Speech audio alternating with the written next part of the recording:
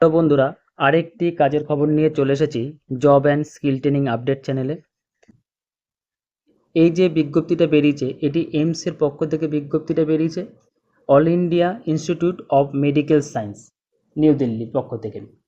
All India institute of medical সায়েন্সের নয়াদিল্লি সহ সারা ভারতের বিভিন্ন এইমসে নার্সিং অফিসার পদে নিয়োগ করা হবে।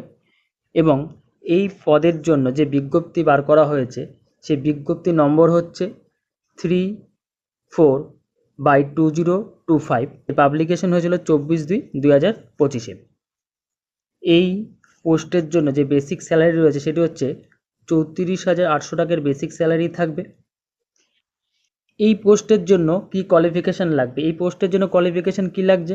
বিএসসি অনার্স নার্সিং হতে হবে, অথবা BSc nursing from Indian nursing council অথবা স্টেট নার্সিং কাউন্সিল থেকে বিএসসি নার্সিং হতে হবে, বা বিএসসি পোস্ট সার্টিফিকেট হলেও হবে, অথবা post basic BSc nursing from an Indian nursing council অথবা state nursing council recognised institute অথবা ইউনিভার্সিটি থেকে পোস্ট বেসিক বিএসসি নার্সিং হতে হবে।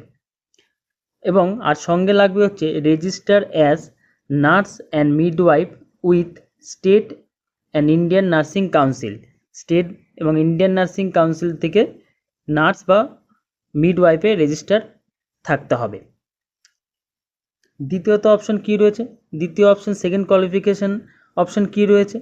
সেকেন্ড কোয়ালিফিকেশান অপশন রয়েছে যে ক্যান্ডিডেটকে diploma in general nursing midwifery from an Indian nursing council অথবা state nursing council.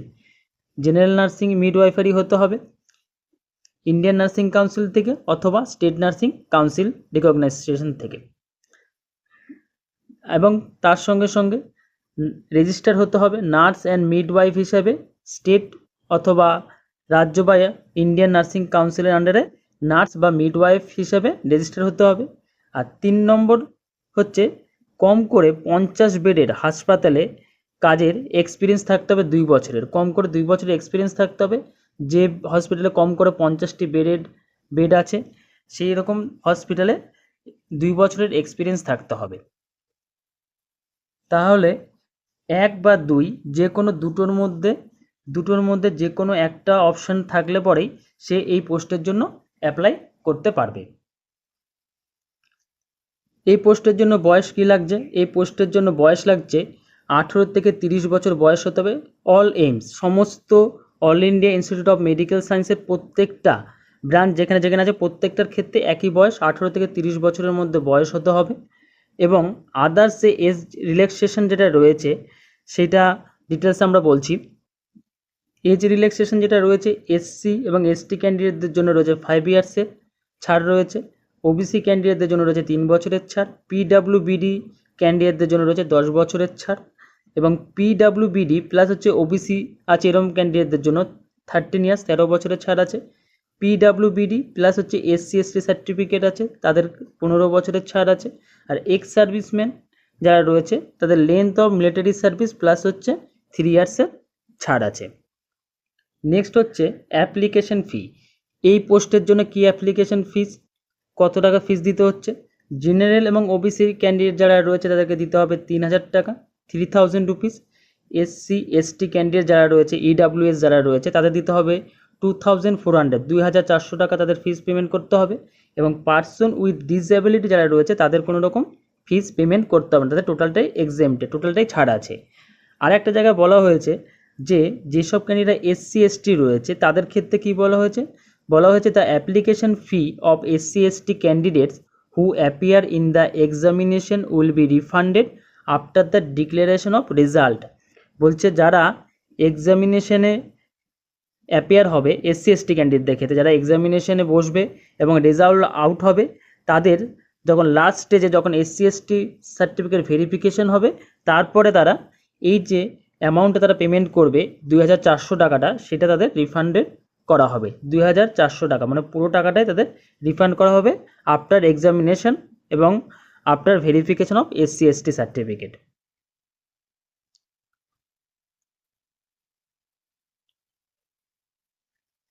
আর বলেছে application fee once remitted shall not be refunded under any circumstances. একবার application fee জমা পড়ে গেলে পরে কোনোভাবে সেটা রিটার্ন করা হবে না, যে কোনো কারণবশত কোনোভাবেই রিটার্ন করা হবে না। আর একটা গুরুত্বপূর্ণ তথ্য এখানে দেওয়া হয়েছে যে এই পরীক্ষার জন্য যে এক্সামিনেশনটা হবে, দুটো স্টেজে এক্সামিনেশন হবে, একটা প্রিলিমিনারি হবে, একটা মেন্স হবে। দুটোরই এক্সাম ডেট এখানে মেনশন করে দেওয়া হয়েছে। তো এই ক্ষেত্রে ক্যান্ডিডেটদের খুবই সুবিধা হবে প্রিপারেশন নিতে। সেই জন্য এক্সামিনেশন ডেটটা এখানে তারা বলে দিয়েছে যে প্রিলিমিনারি এক্সামিনেশন হবে 12 এপ্রিল, মানে এপ্রিল মাসের 12 তারিখে হবে প্রিলিমিনারি এক্সামিনেশন 2025। আর মেইন এক্সামিনেশন হবে 2 মে, মে মাসের 2 তারিখ 2025 হবে মেইন এক্সামিনেশন। এই পোস্টের জন্য ক্যান্ডিডেটদেরকে অনলাইন অ্যাপ্লাই করতে হবে এইমসের অফিসিয়াল ওয়েবসাইটে গিয়ে। এইমসের অফিসিয়াল ওয়েবসাইটটি হচ্ছে www.aiimsexams.ac.in।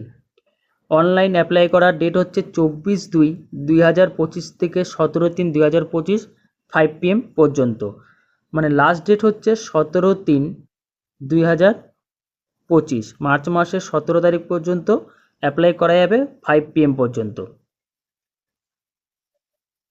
অনলাইন অ্যাপ্লাই করার জন্য যে প্রসিডিওরটা রয়েছে তার এখানে গুরুত্বপূর্ণ তথ্য তুলে ধরা হয়েছে যে candidate must ensure that image of the photo, signature and thumb impression should be as per the guidelines mention in the upload image instruction given in the general link and visible clearly in the preview at the time of filling out an application in the outline mode। এখানে বলা হয়েছে application করার সময় অনলাইনে photo এবং signature এবং thumb impression যে scan করে জমা করতে হবে, সেটা কোন জায়গায় করতে হবে, সেটা অনলাইন ফিল আপের যে পার্টিকুলার যে জায়গাটাতে আপলোড ইমেজ ইনস্ট্রাকশন বলে অপশান দেওয়া থাকবে এবং জেনারেল লিঙ্ক দেওয়া থাকবে, সেই জায়গাটাতে গিয়ে সিগনেচার, ফটো এবং থাম্ব ইমপ্রেশনকে আপলোড করতে হবে, ঠিক আছে। এবং সেটা যেন অবশ্যই ভিজিবল এবং ক্লিয়ার হয়, জিনিসটা পরিষ্কার আসে। আরেকটি গুরুত্বপূর্ণ তথ্য যে ক্যান্ডিডেটকে অবশ্যই নো অবজেকশন সার্টিফিকেট সাবমিট করতে হবে। No objection certificate from the present employer. ক্যান্ডিডেটরা যেখানে প্রেজেন্টলি কাজ করছে সেখান থেকে অবশ্যই তাদেরকে নো অবজেকশন সার্টিফিকেট কালেক্ট করে সাবমিট করতে হবে। Otherwise candidate will not be consider for any post. Otherwise ক্যান্ডিডেটকে কোনো পোস্টের জন্য কনসিডার করা হবে না। নার্সিং অফিসার পোস্টের জন্য যে এক্সামিনেশন হবে সেটা আমরা প্রথমেই বলেছিলাম দুটো পার্টে হবে, একটা হবে প্রিলিমিনারি, একটা হবে মেইন এক্সাম হবে। তো প্রিলিমিনারি যে এক্সামটা হবে সেটার যে প্রসিডিওরটা রয়েছে সেটা এখানে বলা হয়েছে যে 100 MCQ কোশ্চেন হবে, টোটাল 100 মার্কস থাকবে। আর তার মধ্যে 20 MCQ হবে related to general knowledge and aptitude, আর 80 MCQ হবে related to the syllabus of nursing course. তারা যে নার্সিং কোর্স করেছে সেই সিলেবাসের হবে হচ্ছে 80 MCQ, টোটাল হচ্ছে 100 MCQ হবে। নেগেটিভ মার্কিং থাকবে 1/3, তিনটের জন্য 1 নাম্বার করে কাটা হবে। আর বলা হয়েছে কোশ্চেন পেপারটা টোটাল 5খানা পোর্শনে ডিভাইডেড থাকবে, 5খানা ভাগে থাকবে, প্রত্যেকটা ভাগে থাকবে 20 নাম্বার করে থাকবে, টোটাল হচ্ছে 100 নাম্বার। আর প্রত্যেকটা পার্টের জন্য আলাদা করে টাইম দেওয়া হয়েছে, ইচ পার্ট 18 মিনিটস। টোটাল 5টা পার্টে থাকবে 100 মার্কস 20 করে, আর প্রত্যেকটা পার্টের জন্য দেওয়া হয়েছে 18 মিনিটস করে দেওয়া হবে। ক্যান্ডিডেটরা first stage examination preliminary examination pass করলে বলে তাদেরকে ডাকা হবে মেইন এক্সামিনেশনের জন্য। মেইন এক্সামিনেশন যে স্টেজটা রয়েছে সেখানে 180 মিনিট এক্সাম হবে, মানে 3 আওয়ার্সের এক্সাম হবে। টোটাল এমসিকিউ থাকবে 160টা এমসিকিউ থাকবে, 160 মার্কস, 160 মার্কসের এক্সাম হবে। সেখানে টোটালটাই হবে নার্সিং কোর্সের সিলেবাসের ওপর পুরো এক্সামিনেশনটা হবে। আর সেখানেও নেগেটিভ মার্কিং থাকবে 1/3, তিনটের জন্য 1 নাম্বার করে কাটা হবে। এবং সেইখানেও 160 নাম্বারের যে পরীক্ষা হবে সেটা টোটাল 4টে পার্টে হবে, টোটাল 4 সেকশনে হবে। প্রত্যেকটা সেকশনে থাকবে 40 কোশ্চেন, মানে 40 করে 4টে হলে 160খানা এমসিকিউ থাকবে 160 মার্কসে 4টে পার্টে। প্রত্যেকটা পার্টের জন্য দেওয়া হবে 45 মিনিট করে।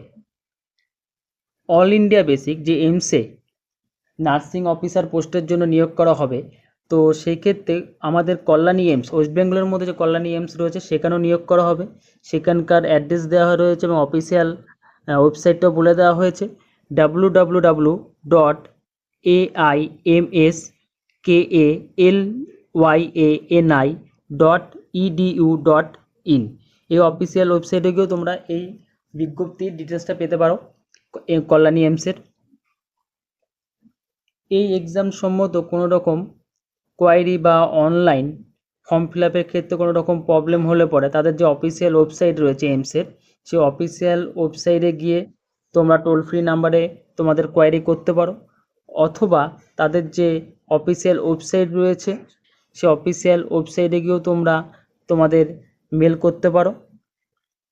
এই পোস্টের বিজ্ঞপ্তিতে যতগুলো আমরা ডিটেলস বললাম, এছাড়াও যদি তোমাদের আলাদা কোনো রকম কোয়ারি থাকে বা কোনো কিছু জানার ইচ্ছা থাকে তাহলে তোমরা অবশ্যই আমাদের হোয়াটসঅ্যাপ নাম্বার বা টেলিগ্রাম আইডিতে গিয়ে কোশ্চেন তোমরা করতে পারো।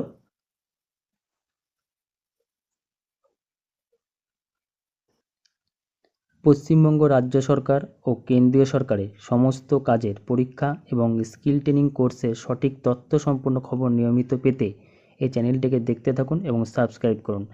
আমাদের টেলিগ্রাম অ্যাকাউন্ট নাম্বার হচ্ছে @JSP579 এবং হোয়াটসঅ্যাপ নাম্বার হচ্ছে 9874681713।